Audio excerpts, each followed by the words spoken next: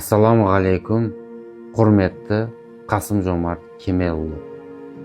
Сіздің Қазақстан Республикасының өркендеу жолындағы және Орталық Азия халықтарының достығы мен өзара ынтымақтастығын нығайтуға бағытталған игі істеріңіз өзара сенім мен бауырластық байланыстарды бекемдеп, аймақтық тұрақтылық пен ортақ дамудың берік негізіне айналып отыр. Сонымен қатар, сіз Қазақстан Республикасы Сенатының төрағасы қызметіне атқарған кезде бірнеше мәрте жүздесіп, сізбен пікір алмасу бақытына бұйырғанын ілтипатпен еске алатынымды жеткізгім келеді. Құрметті президент, ең алдымен осы мәселе бойынша сізге жүгіну мен үшін оңайға соқпай тұрғанын айтып өткім келеді. Себебі бұл бүгінгі таңда Орталық Азия елдері басшыларының бастамасымен бауырлас халықтар арасындағы байланыс нығайып, өзара түсіністік артып келе жатқан бір кезде көңілге қаяу салып, араға салқындық түсіретін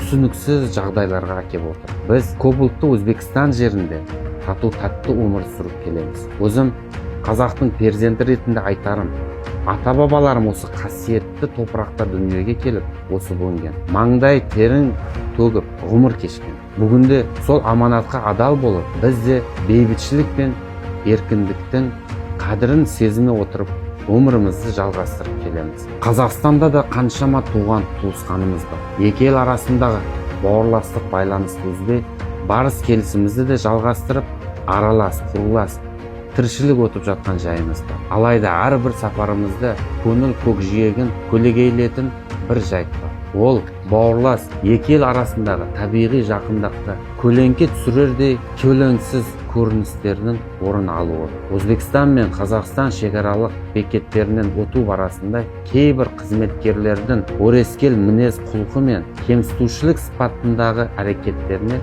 куә болып, жанымызға батады. Әсіресе Қазақстан тарапынан Қабланбек және өзге де шекара өткелдерінде қызмет атқаратын жекелеген қызметкерлердің Өзбекстан азаматтарына салқын қабақ танытып, оларды ұзақ уақыт кезекте ұстап, итерлемеуі, кесіпі әдептің тыс әрекеттерге жол беруі жұртшылықтың орынды наразылығына туындап отыр. Осы көлеңсіз көріністердің ішінде ерекше алаңдататыны әділдік пен тең қарым қатынас қағидаттарының сақталмауы. Қазақстан азаматтары шекарадан еш кедергісіз әрі жедел өткізіліп жатқанда, Өзбекстан мен Тәжікстан азаматтары ұзақ кезекке телміріп, кей жайдағда дауыс көтеру, тіпті қорлау сипатындағы әрекеттерге душар болып, адамгершілік қағидаттарына да, мемлекет аралық достық рухына да керегер жағдай. Биыл сәуір айының басында өзім де отбасы мүшелеріммен бірге шекарадан өту барысында осындай жағдайдың куәсі болдым.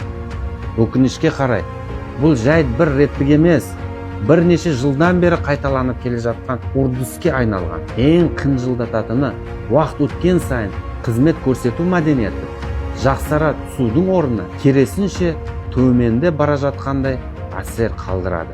Біз шекара қызметкерлеріне өз наразылығымызды білдіріп, әділдік пен өзара құрметке негізделген қарым-қатынасты өтінген сәттерде өкінішке қарай түсіністікке емес, керісінше деректі жауаптар мен орынсыз қысымға тап болды.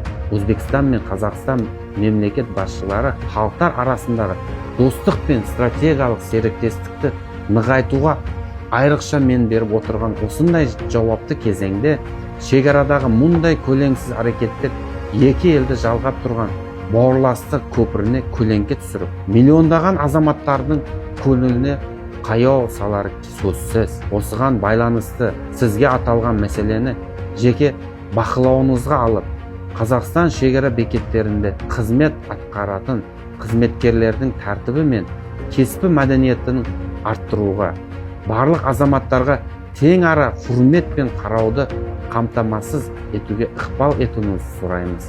Әсіресе қызмет бабында әдеби жоғары, кеспі деңгейі мықты, ешбір азаматты ұлтына немесе азаматтығына қарай алаламайтын мамандардың жұмыс істеуіне жағдай жасалса деген тілек бар. Сіздің осы бағыттағы әділ әрі батыл шешімдеріңіз бауырлас халықтар арасындағы достық пен өзара құрметті одан ары нығайтып, елдеріміз арасында ынтымақтастықты және деңгейге көтерілуіне қызмет етеді деп сенеміз. Сізге деген зор құрметпен Расул Кушербаев, Өзбекстан Республикасының азаматы, Өзбекстан экология комитеті төрағасының кеңесшісі, Өзбекстан парламентінің бұрынғы депутаты.